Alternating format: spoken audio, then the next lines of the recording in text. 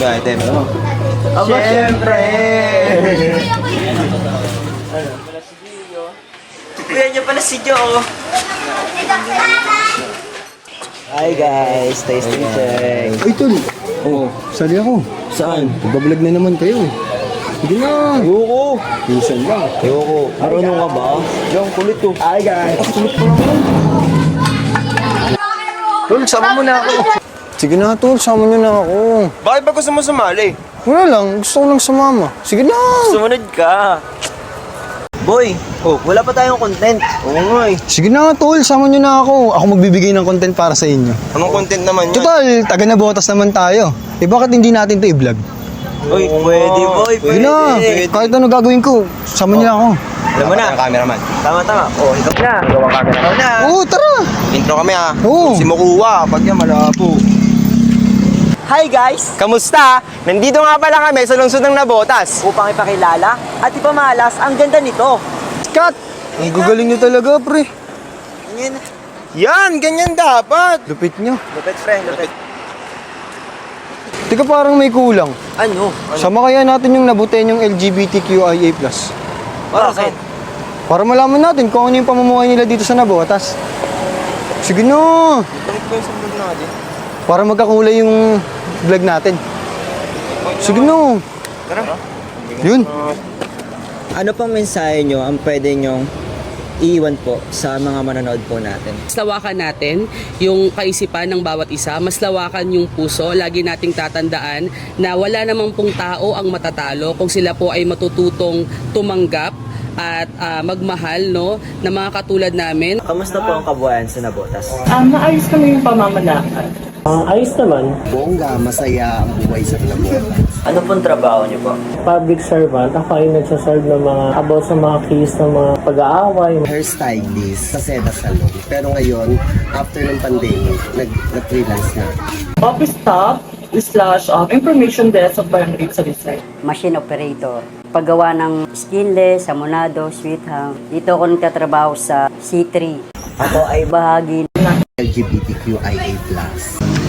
Oh, nandito na tayo sa Green Park ng Nabotas. Ganda pala dito eh. Ano, sama natin sa vlog natin? Tara. Meron ba kayong info? Oo. Ikaw. Meron. Share mo sa amin ah. Oo O, ikaw naman. cameraman ah. Si Mokuwa. Taga Nabotas tayo eh. Hi guys! Kamusta?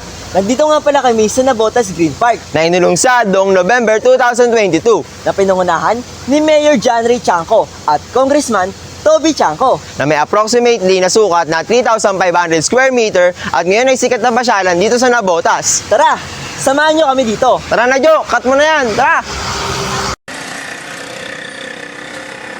Ngayon tayo ay nasa City Hall ng Nabotas. Sa City Hall ng Nabotas na nagaganap ang mga programa ni Mayor John Ray Chanco. May wow trivia ako sa inyo. Alam nyo ba na naging opisyal na lungsod ang Nabotas noong June 20, 2007? Hospital na pala yung Nabotas, no? Oo nga no. Patunay na angat nga ang Nabotas. Hi guys! Kamusta? Alam nyo ba ang Nabotas ay kilala bilang fishing capital of the Philippines? Ah, kaya pala may Pangisdaan Festival sa Nabotas na taon-taon ginaganap. At alam niyo ba na ang Nabotas dati ay bahain, pero dahil sa bombastic, eh nabawasan ng baha dito sa Nabotas. The number one business owners in Nabotas. Business owner. Number 1. Ganyan mo ka? Kaya ganyan mo ka. Oo nga eh. Bakit? Alam niyo ba, dahil sa mga yan, nawalan ng trabaho yung magulang ko. Kawawa. Malilikot kasi kami ng magulang ko eh. Tara. Ito pala yung simbahan ng San Jose, no? Mas pinalaki at mas pinaganda. Oo nga eh. Hi guys! Kamusta? Nandito kami ngayon sa simbahan ng San Jose. Isa sa mga pinakamatandang simbahan dito sa Nabotas. At alam nyo ba na ang unang pangalan ng Nabotas ay San Jose de Nabotas? Simba na tayo. Mga mamaya may mangyaring masama na sa atin. Bagay, tara, simba. Ganda rin pala ng mga kuha ko yun. Siyempre boy, angas nga eh. Ayun nga. Ano yan? Pwede, no? Oh, alam na. Ating gawin. O sige, on the way. Alam na. Ganda ng mga shots natin, tsaka yung mga Uy. interview natin. Galingan ng mga interview Pre, natin kanina. hindi sa pagiging okay ah. Pero pansin nyo ba itong lalaking to? Lagi siyang sumusunod, oh. Yung naka-block? Oo. Wala yan. yan. Ito napaka-OA. Takot. Duwag. Kung sa inyo, mag-outro na lang tayo. Tama, makauwi na. Pagod na ako eh. Pagod na eh. Siguro pagod na ako. Siguro pagod lang yan. Pagod Sabi lang. ko eh. Pagod lang yan. Tara, Wala sa tara. pahinga yan, tol. Hindi mo na ito Oy, palit. Ano ba? Ating gawin. Tara na. What's up, guys? Tatapusin na namin ang aming vlog. Mali kayo. Tatapusin na namin ang travel Plan. Uy, ganda na. Sakto. Title ng vlog natin yun. Travel plan.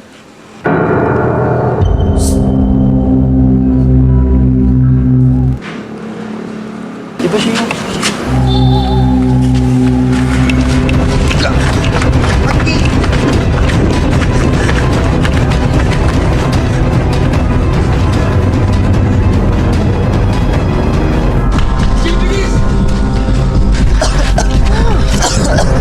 Nasaan si Joe? Baka sunod natin. Balikan natin. Ayoko mamatay. Yay!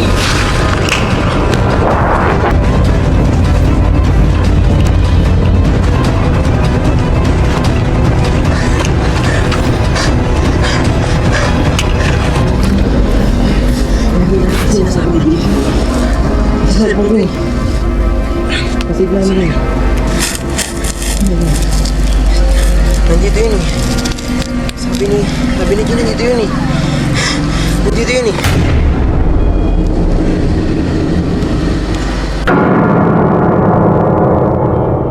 Hindi sa magiging okay ah. Pero pansin niyo ba itong lalaki to? Lagi siyang sumusunod oh. Yung naka-block? Oo. Bakit yan? Sino ka ba?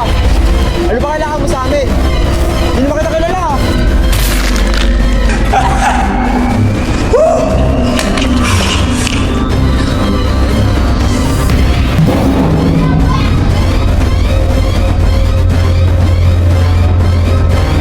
Nagsama ko na. Mentik na yan ah. Nabidyoan na ata ako.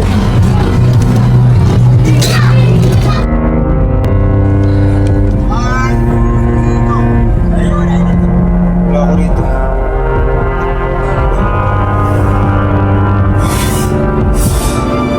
Anong nagawa ko? Ako, huwag na kang inis na masama! Dapa! Pa! Kita mo! Walang kumilos! Dalawang vlogger ang natagpuang patay sa Navotas. Ang suspect sa pagpatay ay kinikilalang si Palmer Stone Sebastian, anak ng business owner na si Arturo Sebastian. Ayon sa mga pulis, ang motibo ng pagpatay ay dahil sa video na nakuhanan ng mga vlogger. Ngunit kalaunan, wala natagpuan ang salarin. Ayon din sa mga pulis ay gumagamit si Palmer Stone ng pinagbabawal na gamot. Muli, ito ang radyong B95K nagbabalita ng tapat at totoo para sa Pilipinas.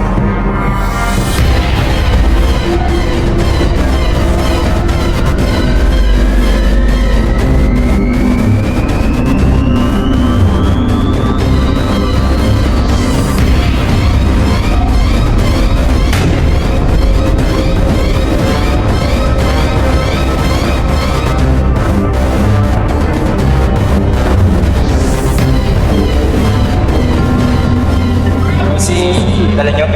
Saan?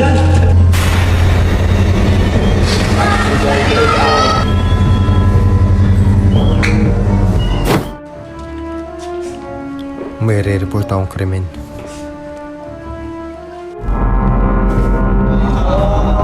Nalilig kasi kami ng magulang ko eh.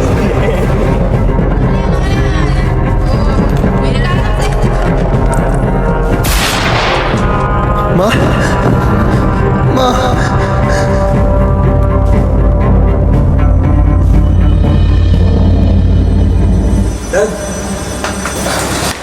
Dad, palabasin mo naman ako dito. Di ba may pera ka? At sisiyan mo yan.